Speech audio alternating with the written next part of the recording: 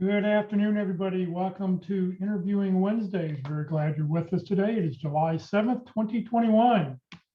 For those people on Zoom, if you have any questions, please just enter your questions into the chat box. For those on Facebook watching right now, please just enter your questions in the comment field.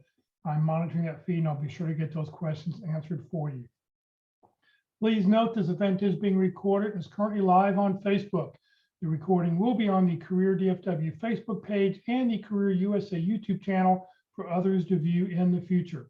By participating in this event, if you have your microphone or camera on, you give consent for your name and picture to appear.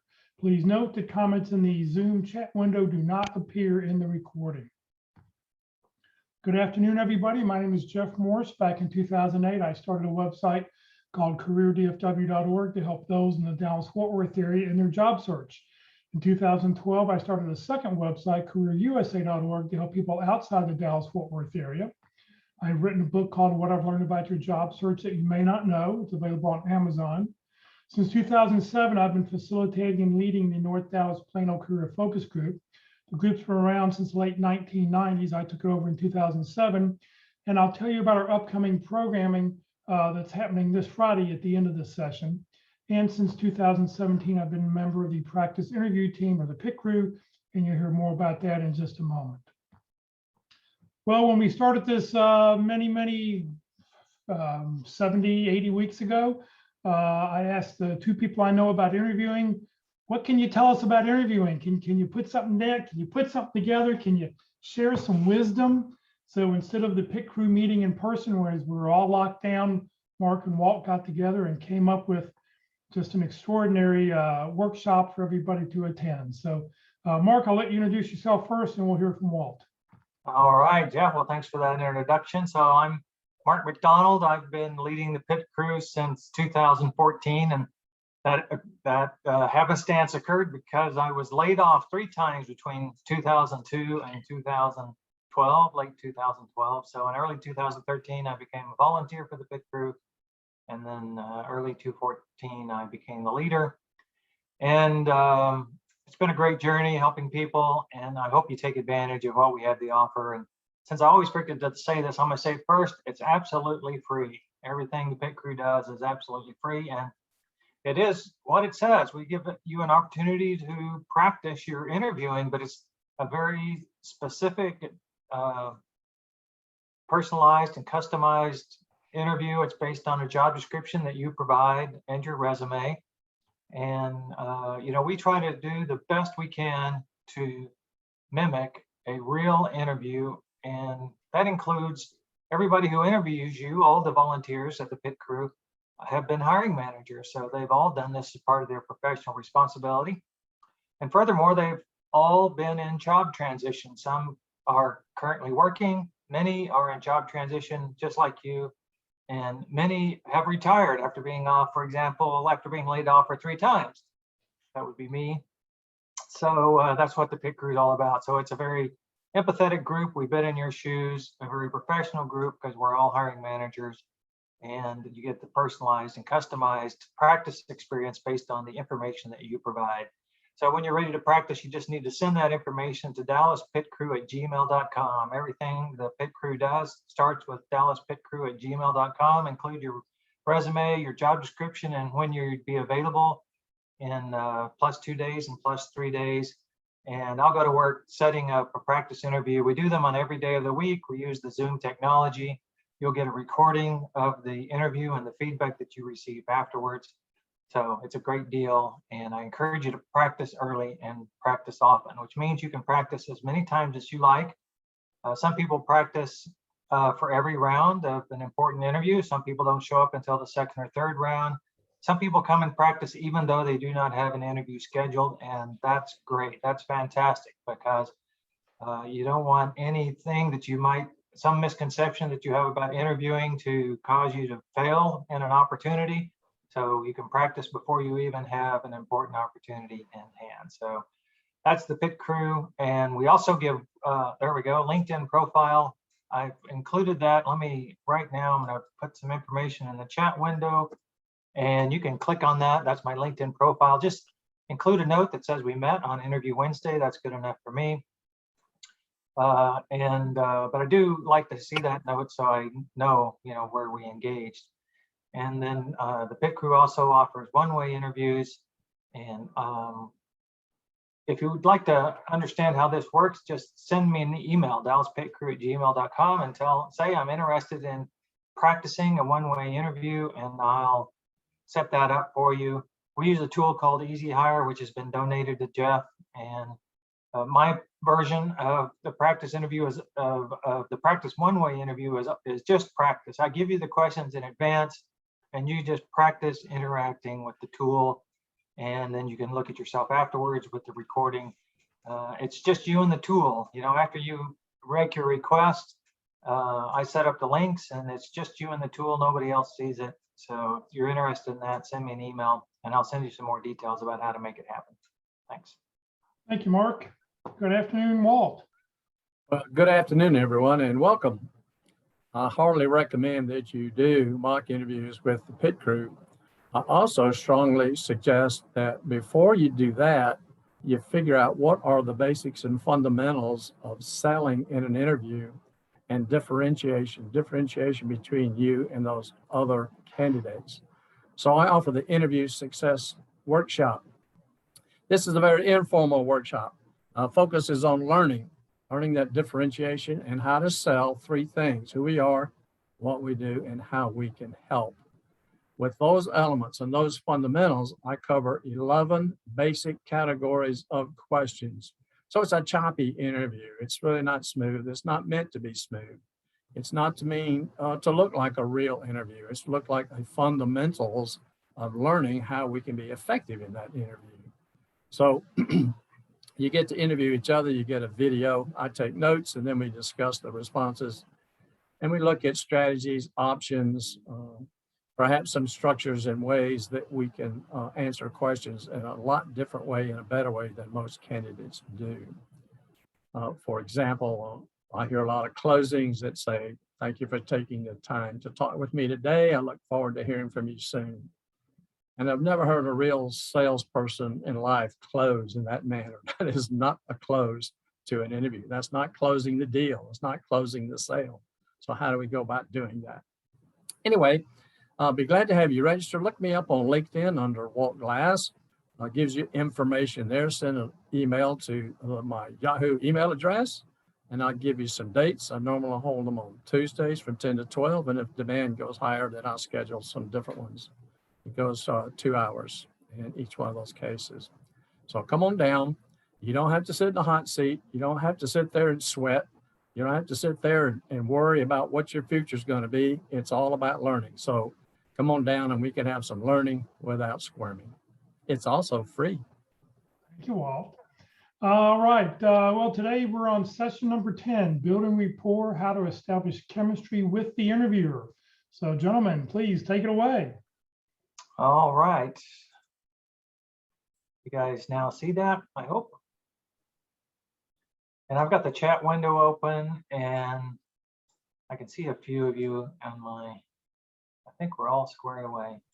So I see a few new names today. That's great. I'm glad you guys are here. And I encourage you guys to put into the chat window your contact information. And also if you're new, if this is the first time for you or you're relatively new to the job search, the pit crew was a big networking session when we used to meet face to face, and that's kind of lost in this format, but we can still help each other, especially if you identify yourself as a new person. Then I encourage the people who've been out for a little longer and have things to share to help make those new people shorten their job search by sharing your experience with them. And of course, that's what this session is all about as well, is learning how to interview effectively. So, you don't have to go through a bunch of interviews where you learn how to interview and then finally land. And I'm also going to ask you, let me just give you a heads up. I'm going to ask you if you have any questions that you'd like for us to be sure and cover about building rapport, to go ahead and put those in the chat window as well. And as a matter of fact, if you have any questions about interviewing at all, we'd like to hear them. And if we have time, we'll answer them. And if we don't, we'll follow up with you. but I think we'll have time today to answer a few general questions.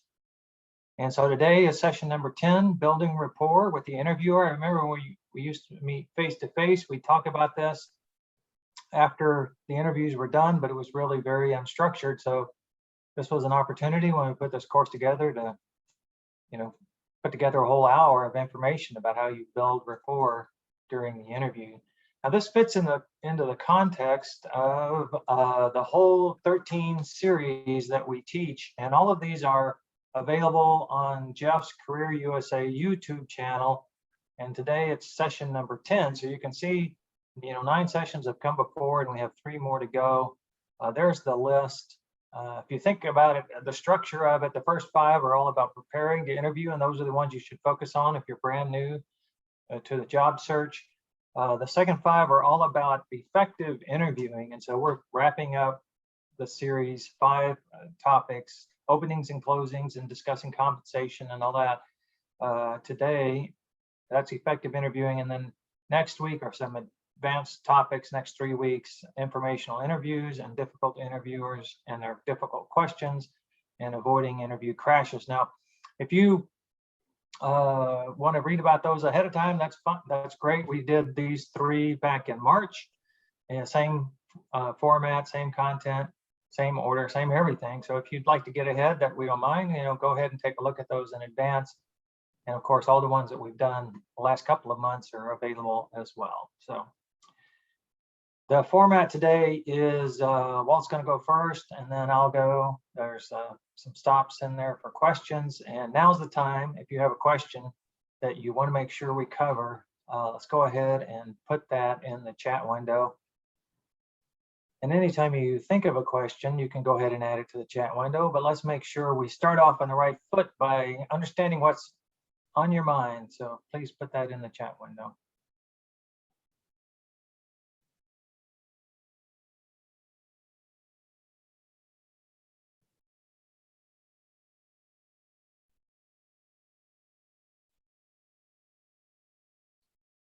We had a real treat today with the Boogie Woogie Man. Thanks, Jeff. I thought it was Friday. Yeah, there we go. All right, I need a question before we can go on to the next step. What approach do you recommend taking when during the interview the person conducting the interview begins talking too much? That's a I don't know how common that occurs, but yeah, we can cover that. How do you redirect the person leading the interview so you're able to get across how you can help them? And actually, that's going to come up in session 12, difficult interviewers. And one of the difficult interviews you may encounter is the interviewer who talks too much. But we'll talk about it today.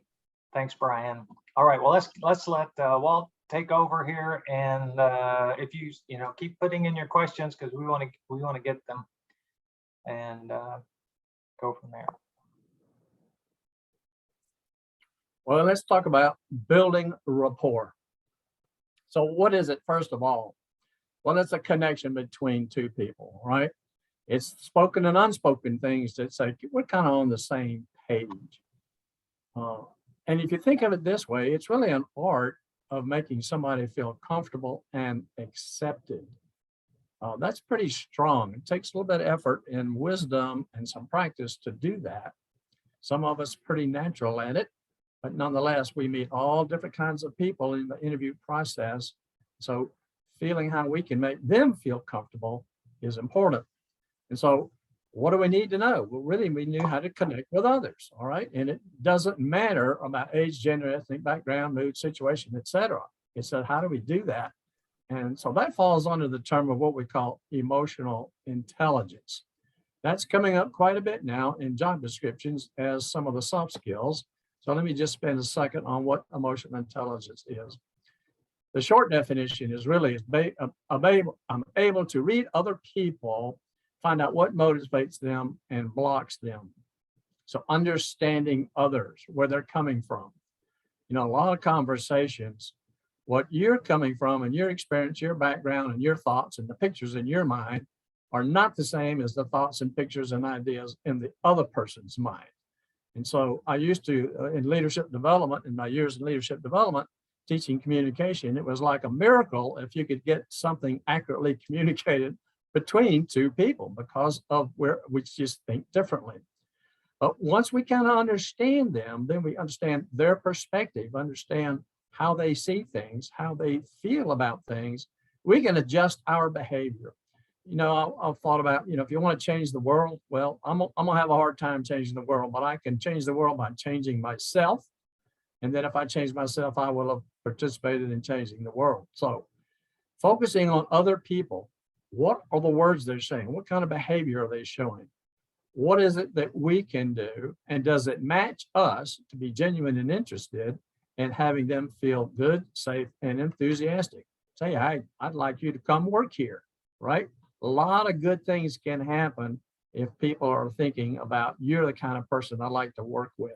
Gives you a real strong advantage for finding something. May not be the job that you're actually looking for. It might be something different or something bigger or whatever it might be. But they will work to find a place for us. So I talked about the I am, I do, and I help in an interview. So we talk about from our perspective, who we are, what we do, and how we help. But what about them? Who are they? What do they do? And how do they help? Where do they fit into that pattern? So understanding them along those three terms is pretty important as we try to build rapport in an interview. So if we want to build relationships, who do we want to build relationships with? Well, in the job search mode, it's good to rub noses and shake hands and know people and have discussions and conversations with inspirational people.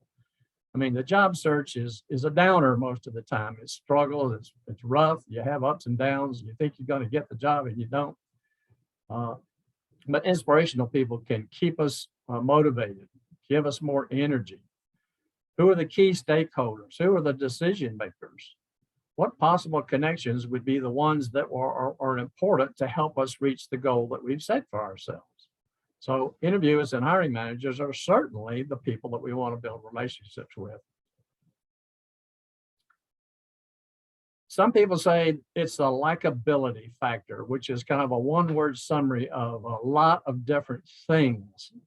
Do they like us? Do they like that? Well, first of all, do they like who you are? If they don't like who you are, the rest of it doesn't really matter.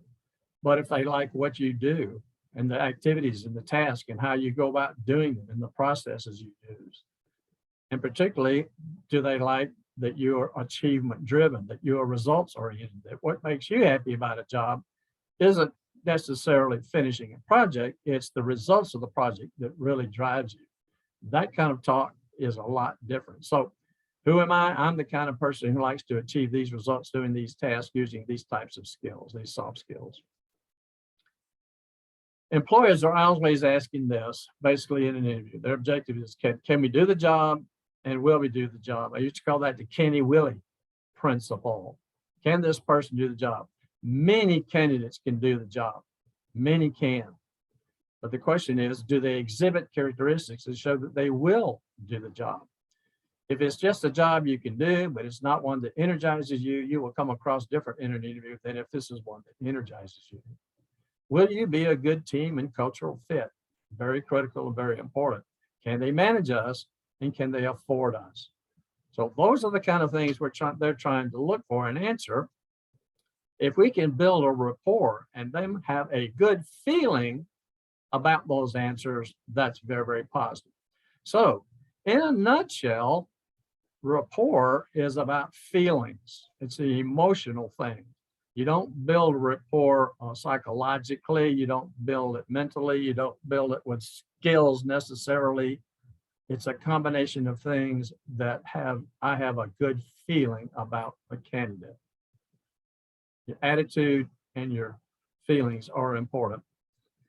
Would you agree that we kind of like people that are kind of familiar with us, think like us a little bit, have some of the same values that we have, are looking for someone that says, I enjoy talking with you. I had a date and I told the person I enjoyed talking with them at the end of the phone, and they were insulted because it sounded like, I enjoyed talking with you. Really, my message was, I enjoyed talking to you, okay? but it didn't come quite across that way. So I didn't demonstrate enough during that conversation to convince them that I really enjoyed it. So that was the difference. So I changed my ways. So when a report is good, the similarities are emphasized and the differences are minimized. I like the positives. I like the things. And if you don't have all the requirements and you don't have that, well, that's okay. We can teach you those. We can figure out how to resolve that. So some of the requirements are relaxed when they find somebody who would really be a good person to work with. And also, if you don't have some rapport, how can you have a successful communication? So it's one of the elements to help us communicate effectively. So how do we do that? Well, we need to find the company and engage on current issues. So we need to get armed with some information to prepare so that we can accomplish building that rapport. Want to find something in common with that person. So who you're talking to, research them. Finding something in common is huge. It really makes an immediate and instant connection. And of course, your first impressions count. So we've got sessions on the opening, we've got sessions on preparation and things like that, where how the opening and that statement of enthusiasm is very, very critical. But how you look, your clothes, hair, expressions, etc. How do we stand and sit? How do we walk? I thought something was pretty good because in the military, in the basic combat training, they teach cadets how to walk with purpose. So when you walk with purpose. And I thought that was a great expression. So that when others see you walking, how are you walking in? Are you dragging or are you working in with purpose? So how we shake hands makes a difference, and how we smile. Smiling is huge. It's a great initial starter for building rapport is to smile. And of course, that statement of enthusiasm, which I mentioned. We have to take a genuine interest in this, all right? If it's not genuine, it's fake it, that's not gonna work. It's not gonna come across well. So we wanna focus on building connection, not only just answering questions, but focus on what do we do in an interview that will build that connection. What if you saw them as just an important guest in our home? You know, when my wife was president, I lost her a few years back, but you know, she could be talking and she was not really happy with me. She'd say, I wish you wouldn't do that, something like that. The phone would ring and her demeanor and voice and attitude changed immediately. Just clicked the switch and she was so friendly and so nice. And I said, gee whiz, strangers get more help, more appreciation than I do. Okay. But nonetheless, as an important guest, one way to visualize that person as a guest, not an interviewer. Remember Stephen Covey's 7 Habits of Highly Effective People that came out several years ago. That habit 5 says, seek first to understand, then be understood. So listening and being a good listener is important. Now, how do you demonstrate being a good listener? Well, we nod, we smile, we make a comment, we agree, we can do things that say, I like what you say. It indicates that. When has an interviewer ever gotten a compliment in an interview? Very, very rare. Let's give you an example. I've heard many, many times when the question is asked, the person says, that's a good question. How many times do you think Mark and I have heard, that's a good question after a question? Tons of times. But it's so often used, it does not come across as effective, right?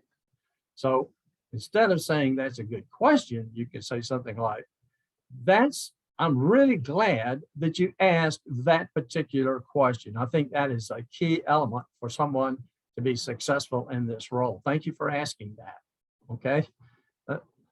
Interviewers rarely get that. Some of them don't deserve it, but it's gotta be when they deserve it, when they truly are doing that, so be genuine with it.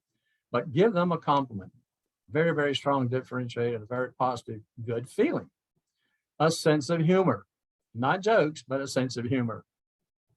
And my problem is I have a great sense of humor, except I'm the only one that thinks it's funny.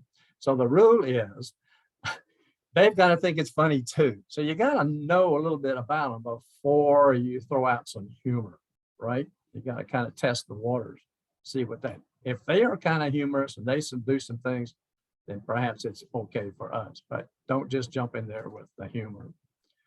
Here's some things to avoid. Boy, today You want to talk about politics? I'm so tired of politics. I don't want to talk to anybody about politics. But we don't want to talk about things that are controversial, could cause problems, cause issues. So stay away from those. So instead, we stick with topics that are basically focused on the industry, the organization, and the role. All your interviewing should be focused on the customer or the client or the organization, the interviewer themselves, the task, the role, all that sort of thing is focused. And some people say, well, should I start opening out with some personal information? And I recommend that you don't start with personal information. You start with business information. And if they ask for something personal, then you can focus a little bit on that. Anyway, displaying interest. How do we do that? So smile. Smiling is huge. One of the presentations, I give a lot of pictures and say, which one do you like the best? And one is a smiling baby. And the majority like the smiling baby. And so I ask this to you. Who does not get a good feeling from a smiling baby? I mean, it is just universal that it makes us feel good when we see a baby smile. Well, it makes others feel good also. There is actually a physical reaction when we smile that makes us feel better, makes them feel better. They usually will smile back, and then we get double the treatment. So smiling is very, very positive, genuine though. Establish and maintain eye contact. Now online, that means look at the camera while speaking like I'm doing. I can't stand it anymore. I'll be so glad to get back. I'm tired of looking at this little spot on my PC, which we look at the camera. And when they're talking, we can look at them. But to make eye contact online, you have to be looking into the camera. So be the first to say hello. When you do the greeting, speak first. Come out and say that. Hi, whatever. Don't wait for them to speak. Introduce yourself. Be a little aggressive. Be a little different than the other people. Have that warm smile. Show that interest. Give that statement of enthusiasm. Sincere statement of enthusiasm and greeting that show that you are interested. Use their name. Okay. If they call you by first name, you might have a feeling that you can call them by first name. You don't want to be careful about that. Also depends on what you know about them. So do your research on people so that you can understand how friendly they are. I have one person in the practice interview say, here's an example greeting. And I say, oh, I am excited to be here. It's great to meet you, Mark, because we've already introduced ourselves and know the names. But I'm excited to be here, and I look forward to having a conversation. I believe I can really make a significant contribution to the team. He immediately said, I would never say that. And you use the tone and the face and everything that I just said back. That person never smiled during the interview. The reason that he said he wouldn't say that was that it was beneath him to say that. He was an operations executive. He made the company go. And that's what he did. And I said, I wonder why you left your last job, because he was not friendly, sincere throughout the whole process. And I think he thought it was a total waste of time to come to the workshop. So he's been my one and only time when someone was just not ready, not seeing the other person's point of view, etc. It was very, very different. Kind of made the room brighter after he left. So match and mirror. Well, this is I put that in there because a lot of people use this matching and mirroring thing, and using some neuro-linguistics programming on whether you look up to the left and up to the right and down, left and right, all that sort of thing, what it means. And that can have some value. But if you match and mirror and you keep doing that for a while, you're going to get into trouble. So I just put in a little notes. I'm not really a big fan of doing that one. Engage. This is key too. Engage. How do we engage? We ask open-ended questions to encourage conversation and discover our commonalities. How do we build rapport with a person we don't know? I mean, I don't know how we could do that. So we got to find out that I am, I do, I help, and they are, they do, and they help, right? And star stories. Star stories are huge as well, because when a person tells a star story, the other person puts themselves in it, identifies with it, and lives the experience with you. I use the example of one of the Mission Impossible movies where here we are. He's hanging out of a window. He's in Dubai, this tall hotel, and I don't know, it's 1,000 feet or something to the floor. And I'm laying back in my easy chair watching the movie, and I'm scared to death. Heights and me don't get along, particularly that high. And so, but I involve myself, I identify with that character. Well, the same thing happens in a star story. And as you go through it with them, that's an emotional connection as well as a logical connection. So you get to tell the story, but you get to build that emotional connection too. So how you tell it makes a huge difference. If you tell it with some sincerity, and you tell it with some fun, or you tell it with some excitement, or you tell it with something that you enjoyed and love to do, that will also help convey those feelings to your interviewer. So remember this, the aim of building rapport in an interview is to show that we really think along the same lines. We are similar. We have a professional outlook in our way of working. So it kind of sums up to one thing with likability, which is defined by all the things that I've been talking about in those previous slides. Other applicants can have similar skills and experience, but how are we different? What's the differentiators? It's our presentation, our communication skills, our personality, our characteristics, how we communicate, the approach that we take. You often heard it say that the best qualified person doesn't necessarily get the job. And that's true. I firmly believe it's the best interviewer that gets the job. Just about everyone is qualified. How are we going to be different? One last thought, just don't forget, while we're building rapport, we're also there to prove that we can do the job too. Okay, Mark. I don't know if any questions have popped up. You want to take them, or you want to go ahead and finish and then take the questions? Yeah, no new questions have popped up. We have a couple. The one from Brian that I already mentioned, and one other which we can pick up at the end. But let me switch back to my screen.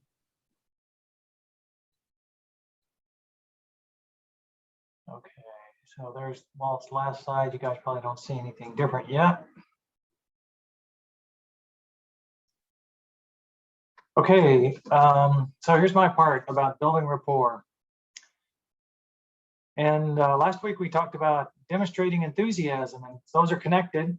Rapport is more outbound, right? About building a relationship with someone else. It's identifying or realizing that you have a connection, that you understand how they think, or they understand how you think. That generates trust, a common understanding, a common point of view. Sometimes it happens naturally, and you probably had this happen in an interview situation. You just seem to click, and you have a good discussion. But there are things you can do to help that along. Walt's already talked about some, and I'll add to that and probably repeat some of it as well. But it's all very important. Now, being enthusiastic is more internal. It's showing interest in the things that you do and getting pleasure from doing them. So when you do, if you are talking to someone who has a similar enthusiasm for the work that they do, then being enthusiastic is going to say, they're going to say, that person's just like me, because I really enjoy my work as well. So they're connected, no doubt. Being enthusiastic and building rapport are connected. But there's also a difference, right? Two sides of the same coin. So last week we talked about enthusiasm, this week about building rapport. Now, if you want to, you can just Google, how do you build rapport in an interview, and you're going to get some information. And let me just go over that. And, I did put this together, I don't know, a few months ago, and it ended up being a lot of text. And I didn't really simplify it, but there's going to be a lot of text here. This is probably something you could read and get a lot out of it, but I'll add some additional comments. So the first thing to do is to, follow the lead of the interviewer. Okay, if the interviewer is not a talkative type of person, then, trying to strike up some small talk is going to fall flat, right? So you got to get a sense of how they like to operate. And there's a tool you can use to look at their LinkedIn profile and analyze it. I don't remember what session we talked about it in. Walt can remember, called Crystal Knows, and it does a DISC assessment of them, DISC, which is a personality assessment of them based on the words they choose to use in their LinkedIn profile. So another example of artificial intelligence, and it seems to work pretty well. And so then you can get some idea in it. And then since it's a LinkedIn tool, it takes the next step and it tells you how you should interact with this person based on the analysis of their writing, basically the words they choose to use. So that can be helpful to, if you know the interviewer, who it is in advance, and you look on their LinkedIn profile. But barring, maybe you don't have that, you're going to have to get some sense. Okay, so get some sense of, are they all business? Is there room for some social interaction? And there's a clue on how long your interview is scheduled for. And I say if your interview is scheduled for an hour or more, then there's going to be time and probably some desire to have more of a conversation and get to know each other better and build that emotional connection. So more chance to have rapport than if it's a 30-minute or even a 45-minute interview. That could just be an all business interview. So be aware of that before you go in. Answering questions and then asking questions is a really good way to build rapport. And so this can be a back and forth thing, what I call, Jack Beck, I think, calls pop-up questions. So they ask you a question and that generates a follow-up question with you. You don't want to use that too often. But asking questions in general, especially at the beginning, to understand what they really need, how you can help them, that demonstrates your interest and can draw, make a connection between you and the interviewer, because when they realize that you are hyper focused on how you can help them, it will really improve their perspective on your candidacy. Okay. Now, it can be appropriate to talk about hobbies or common interest. And Walt already mentioned, stay away from politics and religion. But if you go to their Facebook page and see pictures of them playing tennis, you might just mention in your introduction that if you play tennis, if it's true, that you play tennis as well. They may or may not react to this, but it's just planting a little seed that, you and the interviewer are not that different. You both like to do something. You might see them, on the lake, or you might see them, I don't know, riding a bicycle. That's what you can glean from looking at some of their pictures on Facebook. And so that's a topic, something you can just mention kind of in passing. You can include it in your opening statement. When we talk about the opening statement in session 6, I suggest that you just put one little personal tidbit in your opening statement, because it's really more, as Walt said, more about your ability to help them in a professional sense. But it doesn't hurt to humanize yourself a little bit by mentioning something that you're interested in doing outside of work. And if the interviewer has the similar avocation, then you built some rapport. Walt mentioned this as well, active listening. So you exercise those skills. They want to see, and that you're really interested and focused on them. And I think all of these are mostly duplicates. You got a first impression. Still, even in the virtual world, you have a first impression when you first pop up. Listening skills, finding a common ground, shared experiences, be empathetic. I think Walt calls this emotional intelligence, but you can be empathetic around other things, especially I think when you talk about being laid off. This is actually another good way to demonstrate business acumen. But employers, hiring managers, at least I can speak for myself, I like to hire people who understood the bigger picture, right? The bigger picture is what's the financial environment, the industry environment, the regulatory environment that they're working in. And so that gives them a little more understanding when things have to change, up to and including things, staff has to be reduced. And so when you talk about why you left your last job, why you got laid off because of COVID, you can say things like the company, needed to lay me off because business was not strong enough to continue to support my location. When you say the word, unfortunately, I got laid off, that's a trigger word for me. Who's it unfortunate for? If I'm the hiring manager, it might be the most fortunate thing that ever happened to me is getting you on my team. So it's those, but you get an opportunity to demonstrate empathy. And I got some other examples in here about demonstrating empathy. And Walt also talked about mirror and match mannerism. So like if you go to the internet, this is what you're going to see. I don't recommend you even attempt to do that.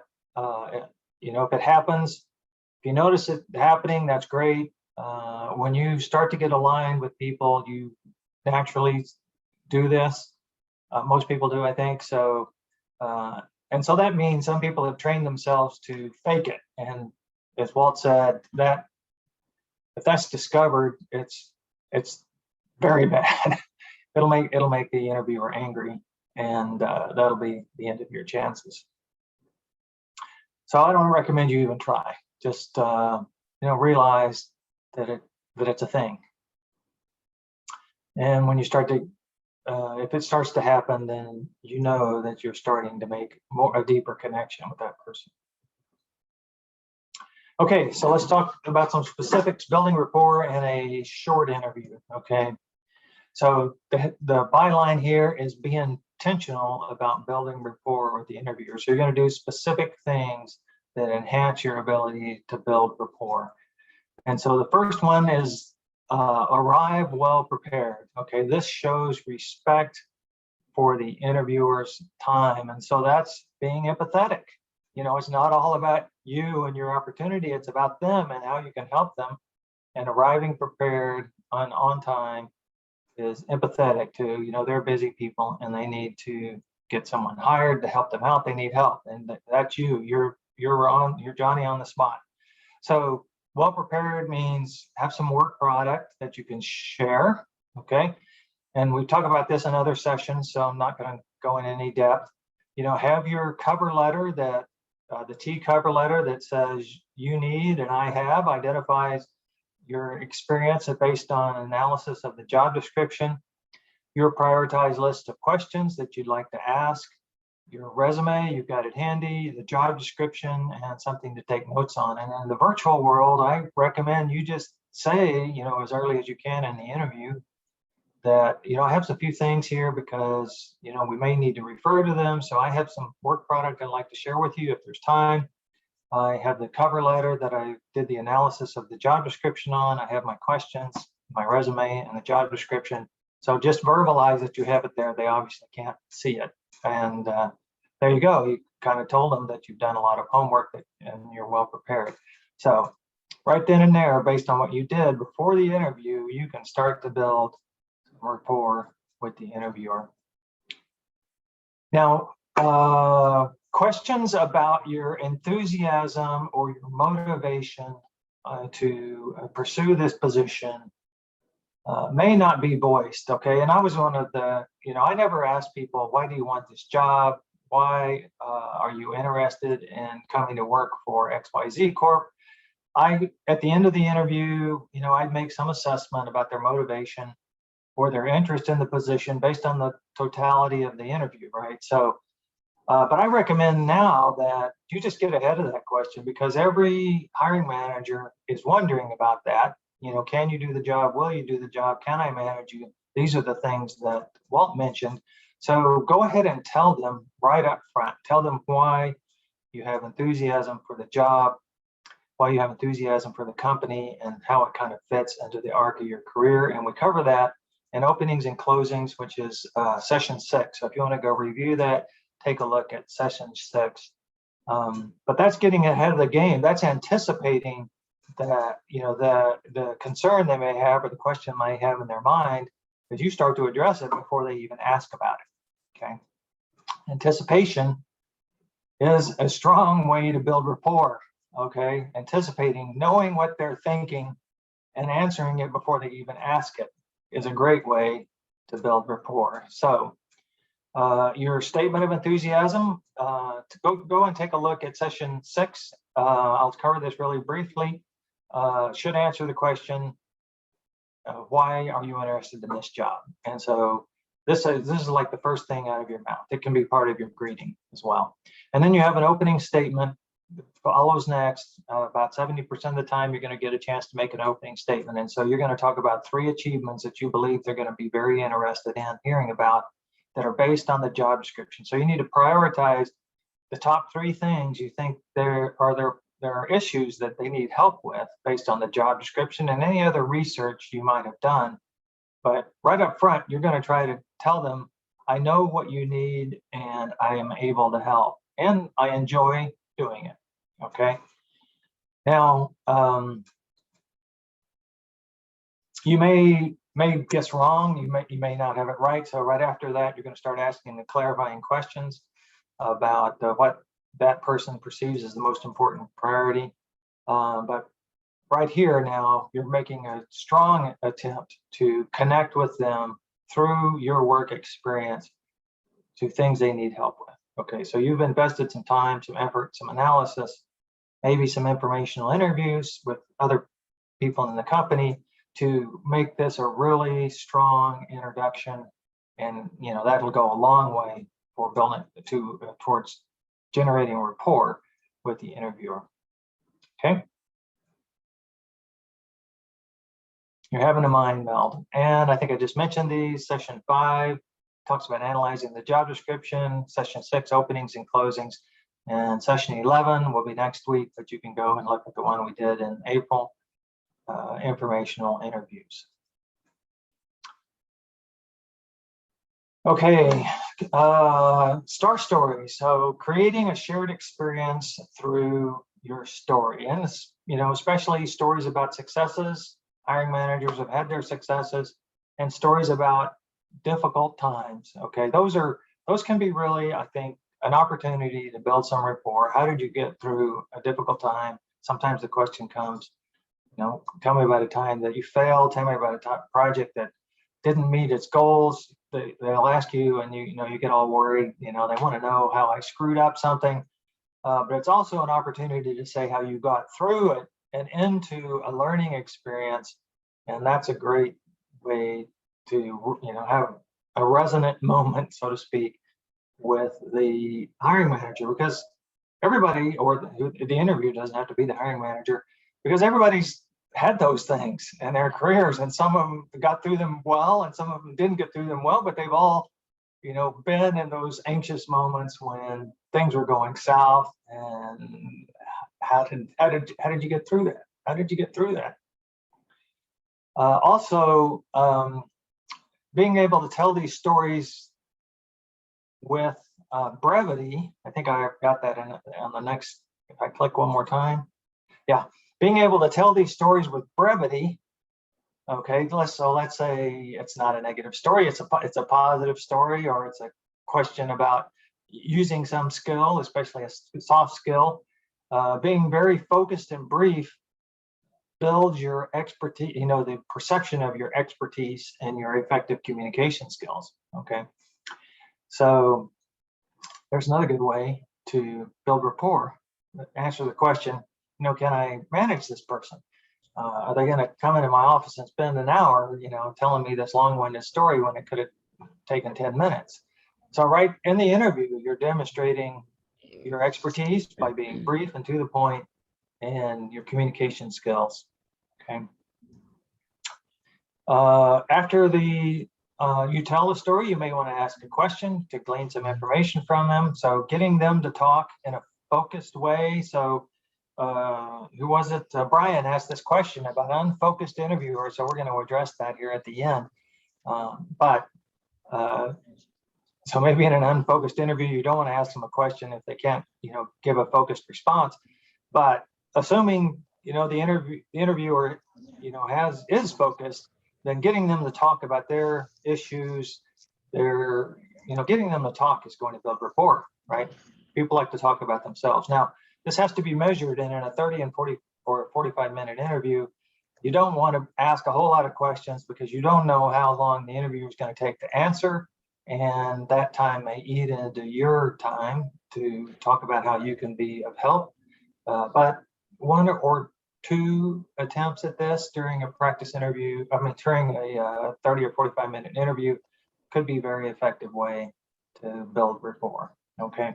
Brevity is always better. So we talked about having 90 seconds to tell a star story. If you can tell it in less, or you can answer a question and just a direct question in less, then brevity is always better, okay? Builds trust that you have mastery of the topic. Okay, when you get a chance to ask questions, you want to personalize them, okay? Not just a question like, here's a generic question, what are the characteristics required to be successful in this role? It's a good question. That's very generic. You might say instead, from your perspective, what are the characteristics required, so on and so forth, to be successful in this role? Another personalized question, which was invented by one of our sales professionals who came through the pit crew, is they would always ask relatively early in the process, did you write the job description? Is this a document that you offered? Most of the time, the answer is no. Okay, they did not. They're not the originator of that job description. So there's the opportunity to say, so what is most important to you for this role? What is most important to you for this role? That's a very personalized question. Okay, and doesn't have to be the hiring manager. You can ask anyone this question, anyone that you interview with, okay? Because it's not, what does it take to be hired here? It's from your perspective, what's most important to you for this role? Great way to build rapport. Now, during a pause in the conversation, it's a good opportunity to show your enthusiasm by offering to tell an achievement story. Would you like to hear about a time where I, saved the company $1 million by doing X, Y, and Z? So you offer up the result first. And so if there were, let's say you analyzed the job description and you figured out what you thought were the top 3 items, but it's a really long job description, and number 4, number 5, number 6, you're not quite so sure about. You may not even be all that sure about 1, 2, and 3. So you can start throwing out during the interview other kind of leading questions when there's a pause, other kind of leading questions, fishing for, so to speak, what's going to resonate with them. If you hit upon something that, if you ask a question before, let's say it was on their list, they were going to ask you about this, but you bring it up ahead of time, that's another good way to build rapport. It goes to that, mind meld. We got a mind meld going on here. This candidate is answering the questions before I even get a chance to ask them, okay? Now, you can also, as an alternative to offering an achievement, because you can overuse these techniques, you can ask a kind of a neutral question. So, and I put neutral in quotes because it's not a neutral question, it's a leading question. A neutral question is not supposed to have any bias. It's not supposed to influence the person being asked the question about their answer, but this is kind of the opposite of that. It's a pseudo neutral question. The point here is you want to keep it simple, no compound questions, just a kind of a direct question. And so here's an example. What do you think? What do you think? That's the key word. What do you think about using Agile Scrum methodology to improve factory efficiency? So now you're asking them to share with you, and assuming this is a new idea, okay, this is not something they do.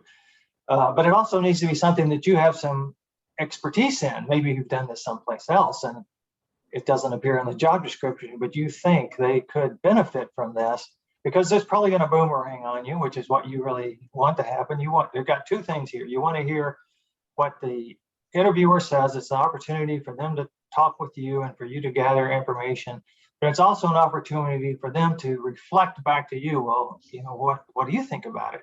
And then you can tell a story that shows how you used it effectively in the past, and get a conversation going about whether that would fit in this role or in this company, if it's something they might be interested in doing. And so now, if you're successful at this, you brought up something that they hadn't thought about before that could be helpful. Okay, that's very powerful. And asking for feedback. I think this is the last one I got. Asking for feedback at the end of the interview is a kind of a scary thing, because you might not get positive feedback, but it's the best time you're going to get feedback. And asking for feedback is a very endearing quality. When people want to be better and they ask you for your advice or your assessment of them, it might be hard to hear, but you want to hear it, and you can pay it, so asking for feedback, I think you could think about this. If you were an interviewer and someone, a candidate you had to evaluate, and they asked for feedback, what would you think?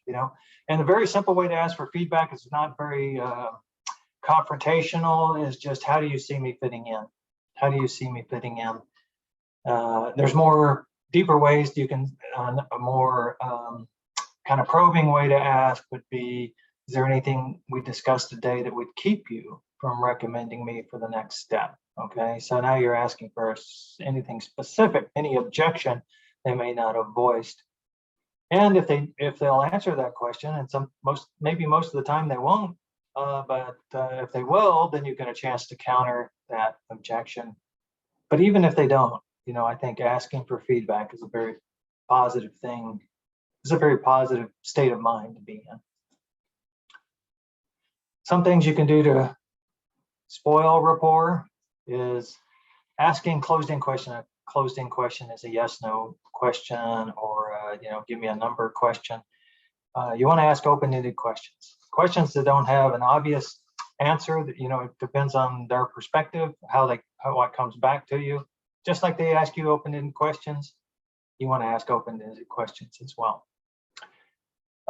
Refusing, which includes avoiding or forgetting to answer a question. Now, when we interview kind of senior level candidates in the pit crew, oftentimes they get asked compound questions, because compound questions are pretty tough. You got to remember the first question and you got to remember the second question. And a lot of the time people forget to answer the second question. So that's a little more advanced interview technique. And so it's incumbent on you not to forget to answer a question. So that's when you can make a note. They ask you a compound question, sometimes there are even 3 parts. You need to jot down, so you make sure you come back and answer all 3 questions. Redirecting. Oh yeah, so if they ask you a question that you don't have a good answer for, then or let's say you don't have the relevant experience, then you want to answer with an adjacent example, right? So they may say, do you know how to use this tool? And you may say, well, I have a lot of experience with this related tool, and I'm looking forward to learning more about the tool that they mentioned. And so that's an adjacent example. And you basically answer that question by saying how quickly you've learned to use another tool, or how deeply you understand a different tool that's related. So just don't refuse to answer the question. That's the point. And don't ask questions that you could answer yourself if you've done enough research, or done some research, or any research, right? So don't answer questions that are readily available on their website. Don't miss the opportunity to query, if there's a recruiter involved, to ask them a lot of questions, so you don't have to use up time during the interview getting answers to basic questions. You can focus on explaining how you can help and building rapport. That's what you want to do. All right, that's me. I'm done. We have a nice, funny video, and we got to switch back to Walt so he can play it, because I can't play it on my computer. So let's take a look at that.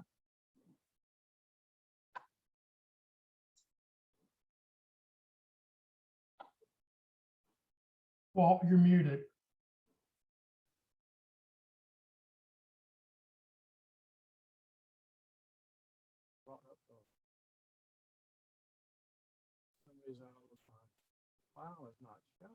Can barely hear you, Walt. Some reason. Oh, there you go. if I holler, all right. Does that show? Well, we see the we PowerPoint. What are we trying to look for? Trying to get back to the poll slide that we Oh, had. I forgot the poll. Yeah, I forgot the poll. Right now, I can't seem to bring up the file. I got it. All right, yeah, I forgot about the poll. I put the star in the wrong place. Okay, well, after the poll, we have the great video that, well, it's got. Here we go. So here's what we want to know. And so you have to be an interviewer here, and we talked about a lot of things today. So from the interviewer's perspective and your perspective as an interviewer, what are your top 3 impact items for a candidate to build rapport? What are the top 3 impact items if you were interviewing a candidate to build rapport? So on And the then poll, you Walt should and be I able- will share our selections with you. Yeah, on the poll, you should be able to select multiple items. So just click on the ones you want. And for those watching on Facebook, you can just type in, pick 3 letters and put them in the chat.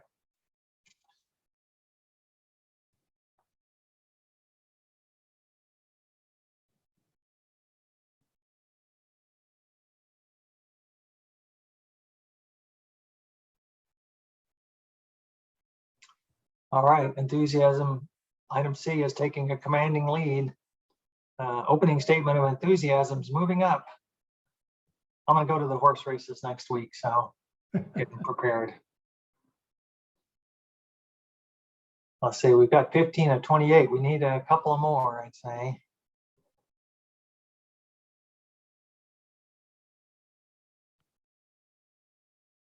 Maybe not. Maybe I should share my dog racing story. All right, we've had one more. It didn't change things very much. 2 more, there we go. Let's go till 2 minutes on the counter there.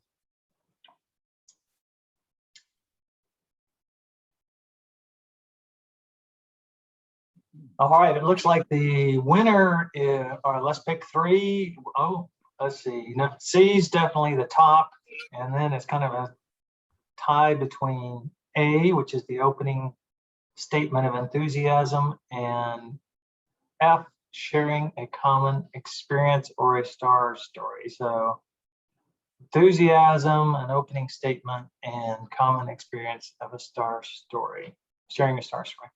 So I think an interesting thing to think about this is which you may have answered the question this way, but which three would you use? Which 3 do you feel the most? This is not another poll question, but this is a reflect upon this.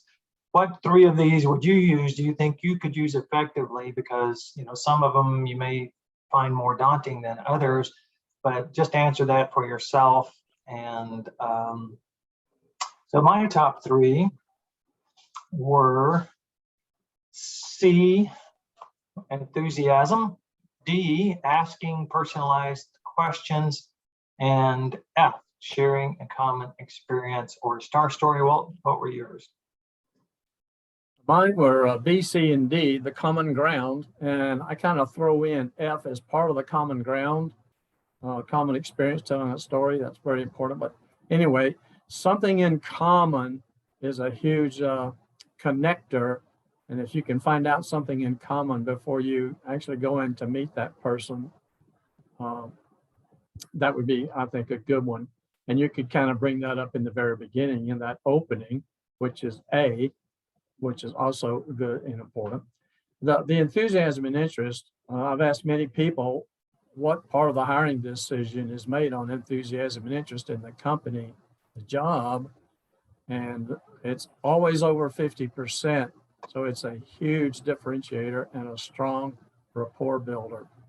And then asking personalized questions. My reasoning for that is, if you can't find out about them, find out something from them, how can you build a rapport? We can't. It's not easy to build just by answering questions and not talking with them, but finding out about them personally. How would you describe yourself? What do other people say about you is I think a good question. Or if you're in a team interview, you say, how would you describe your manager? To find out. And of course, Crystal knows might give you some information on that as well.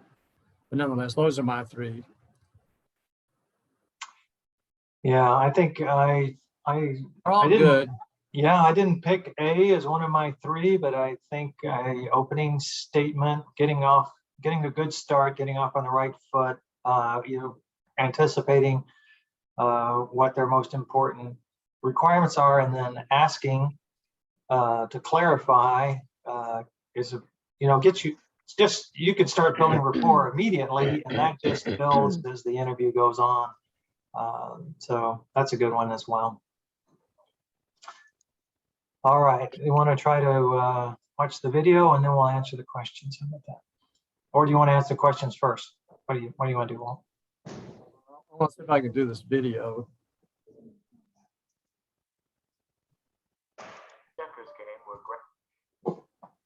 What do you see?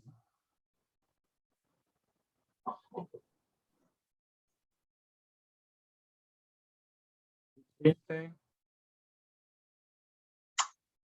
Yeah, we're seeing your whole window, your whole computer window.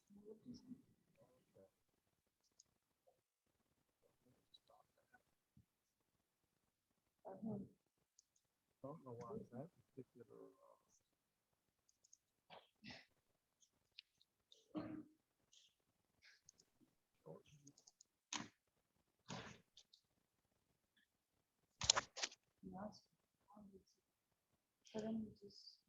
Yeah, well, for some other reason. I can't show it because the PowerPoint does not show up as a choice for some You want me reason. to play it? I think there's an option to say play on YouTube. Yeah, I've got it. Hold on. All right. Yeah, the purpose of this one is to show an example of how effective you can be building rapport and understanding from each other's perspective. Mrs. Carruthers, welcome. Thank you. Come on in, have a Thanks for seat. having me. Of course. I have been looking over your resume, and I have to say I am very impressed. Oh, thank you. You know, actually, I think, to be honest, you are overqualified to be an accountant. Oh, well, that's okay. I don't intend to work very hard.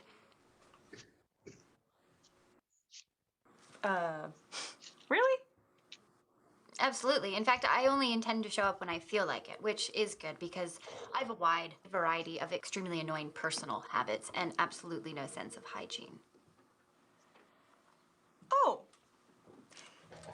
You know, then, I don't feel like you're then the correct person for this position. That's okay. I quit. You can't quit. You don't work here. Like I would ever work here. Like we would ever hire you. Oh, yeah? Yeah. And even if you did work here, I would even give you the opportunity to quit because I would fire you. Well, you can't fire me because I don't work here. That's right. You don't, and I would can your ass so quick. Prove it. Okay. You've got the job. Thank you. You're welcome. And now it is my pleasure to inform you that I quit. you can't quit. I fired you. No, it's too late. I don't work here anymore. Fine, let's try this again. You've got the job and now you're fired. No, you offered me the job, but I never accepted. Look, I've already worked for you. It's very tedious. And now you want me back. I think it's a regressive career move. Okay, what can we do to get you to come work for us? A raise. A raise. $200 an hour. $200 an hour. Okay, prorated to the 10 seconds you're gonna be working here, so 12 cents. And this time I promise I won't quit.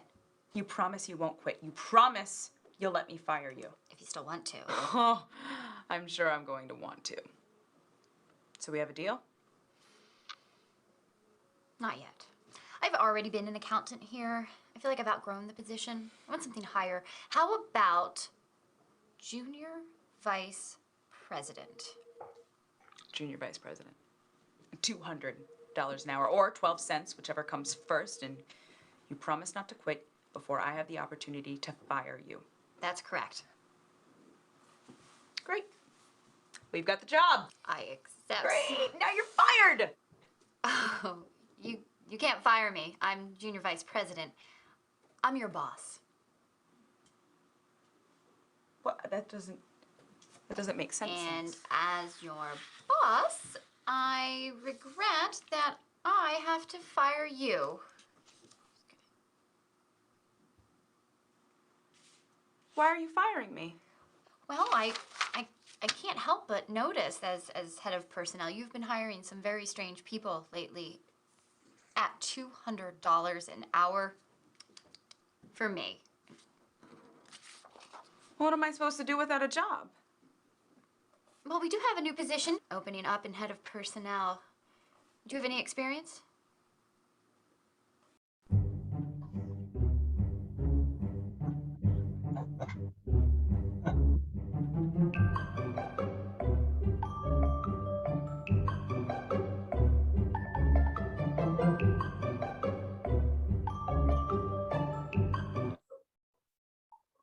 My favorite part of the video is when she takes the pen and moves the cup across Yeah. the table. So there's some body language that indicates a change in behavior and perspective, right? Okay.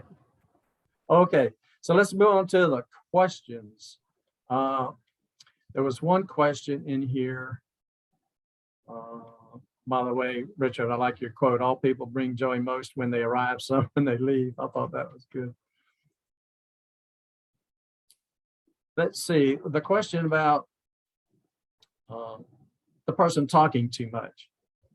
I find that not uncommon or typical for CEOs.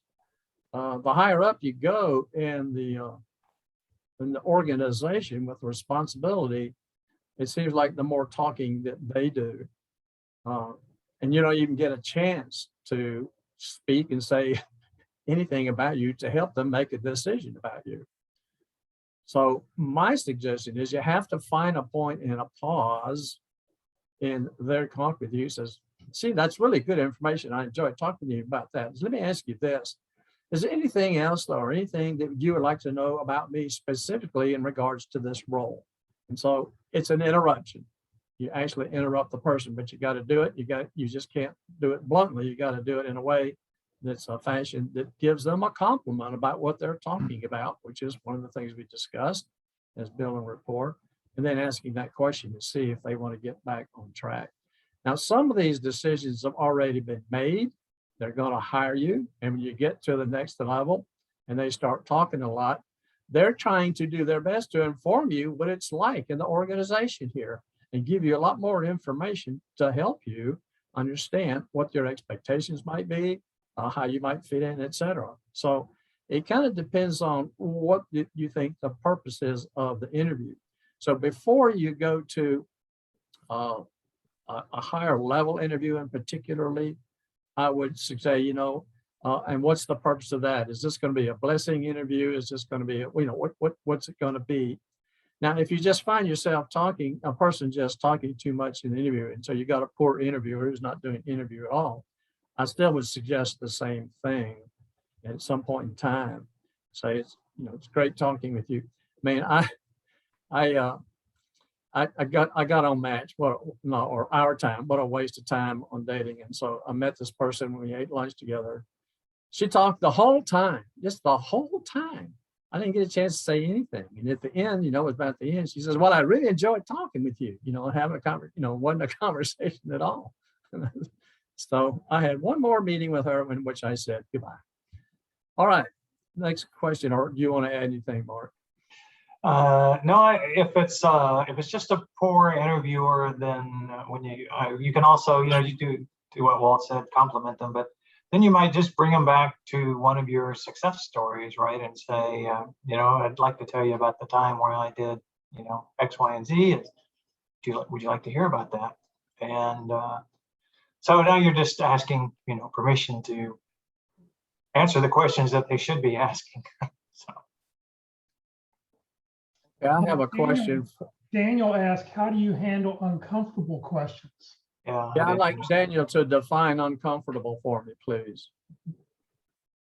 Which ones are uncomfortable? Ones that are uncomfortable for me are the ones I don't have an answer to. Actually, I don't see Daniel on the call right now, so he may have dropped, he's already dropped off. All right, here's another question. Wayne on Facebook asked, is extending your hand first still appropriate these days in the COVID era, or better to wait for their move? Oh, good question. I would ask the question before I extend my hand. Do you feel comfortable in shaking hands? And then I would offer or not. Okay.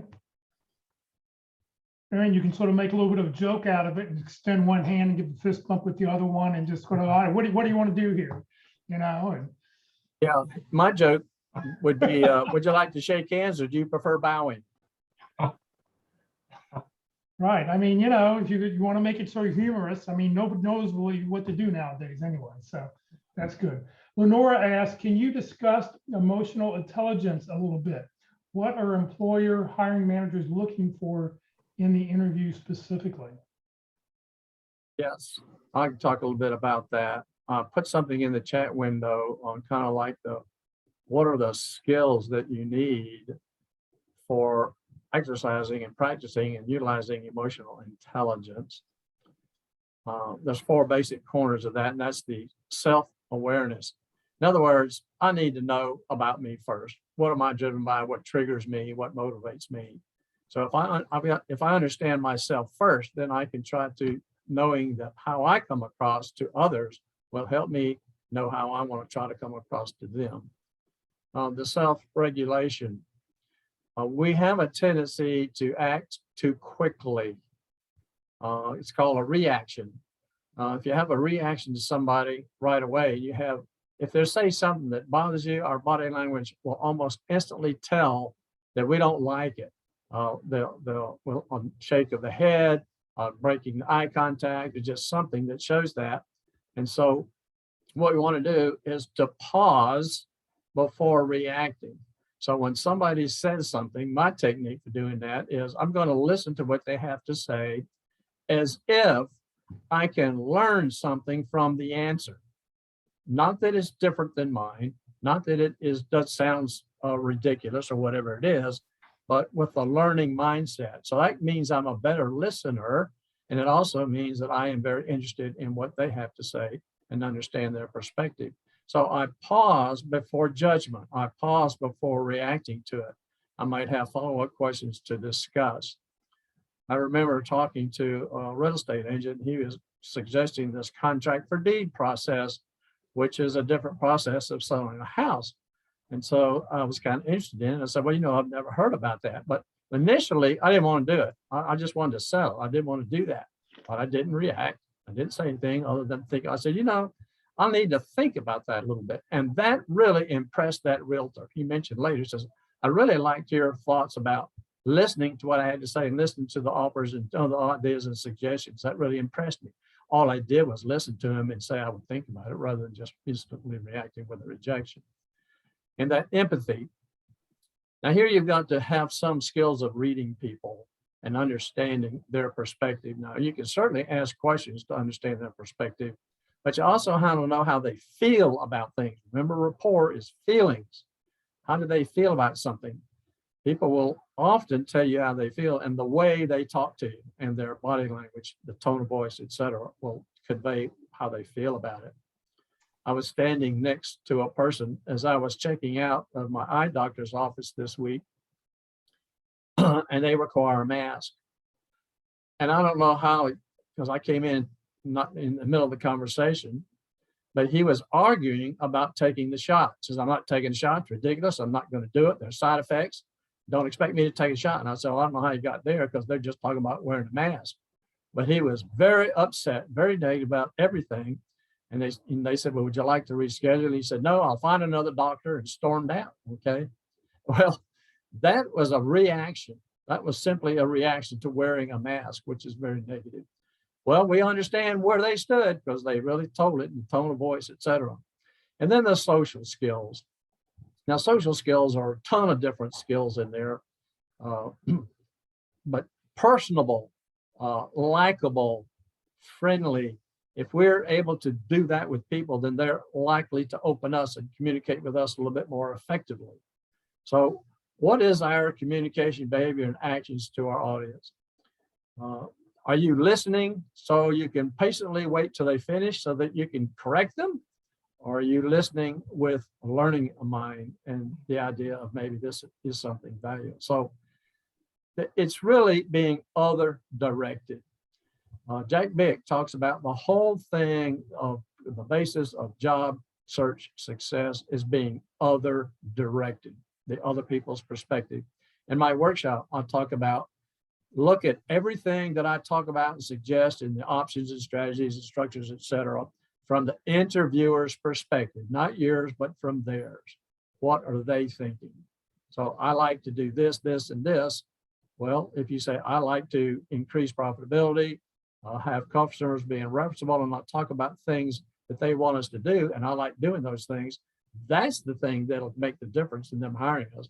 Not just because all project managers like to project manage, all right? They like to go through that. They like to close projects, like to do things. That's the I do side. Those are okay, but we got to add the I'll help side as well. So anyway, adapting, understanding and communicating the way they think. I was in Detroit and I was doing a leadership class with a bunch of people in General Motors. And I gave two scenarios and I said, what's the difference?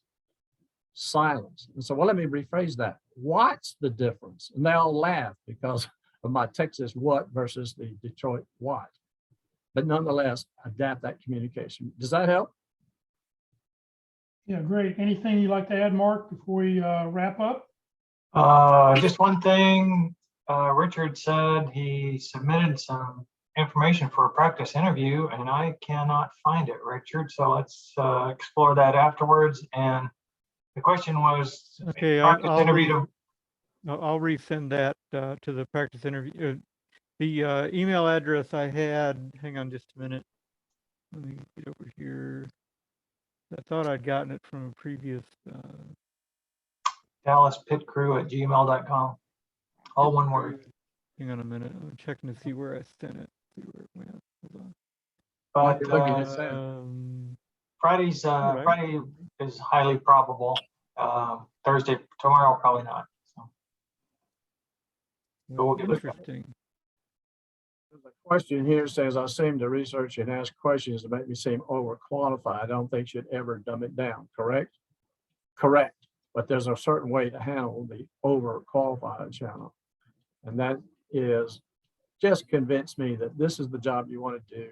And this is the place where you want to do it. All right.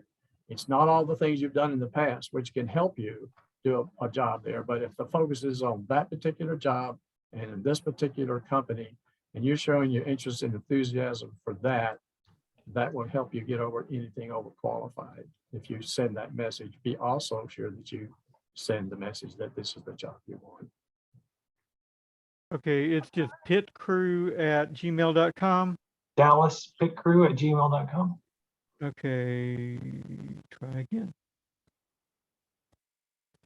Richard, we put the email address in the chat window, so you can copy it off the chat window and use that. Mark, anything else you've got?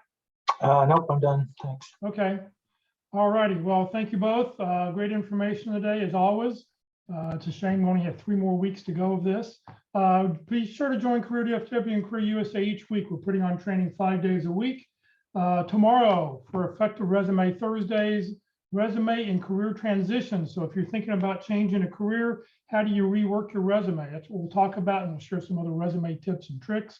This Friday at the North Dallas Plano Career Focus Group meeting, our topic is going to be all about headshots. So you need a headshot for a bio, you need a headshot for your LinkedIn profile. What makes a good headshot?